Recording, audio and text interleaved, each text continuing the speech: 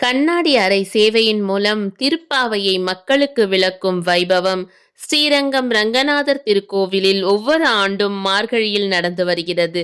இவ்வகையில் இவ்வாண்டும் சிறப்பாக நடந்து வரும் இச்சேவையில் 11வது நாள் திருப்பாவையின் 11வது பாடலான கற்றும் கரவை கணங்கள் பல கரந்து என்ற பாசுரத்தை அரங்கேற்றியிருக்கிறார்கள். கன்றுகளோடு கூடிய பசுக்களிலிருந்து பால் கறப்பவனும், தங்களை பகைத்தவர்களை எதிர்த்து நின்று போரிடும் தன்மையுடையவனும், மாசு மறுவற்றவனுமான கோபாலனை பக்தியால் தழுவத் துடிக்கும் தங்கக் கொடியை போன்ற தோற்றம் கொண்ட பெண்ணே, புற்றிலிருந்து வெளிவந்து படமெடுக்கும் நாகத்தின் கழுத்திற்கு நிகரான மெல்லிடையும், கானகத்தில் இருக்கும் மயிலுக்கு நிகரான உருவத்தையும் கொண்டவளே, விழித்தெழுந்து வருவாயாக.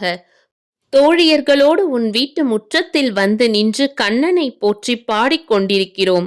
கேட்டும் நீ அசையாமலும் பேசாமலும் உறங்கிக் கொண்டிருக்கிறாய். அர்த்தமற்ற உறக்கத்தினால் உனக்கு என்ன பலன் கிடைக்கப் போகிறது என்று தோழியை அழைக்கிறார்கள்.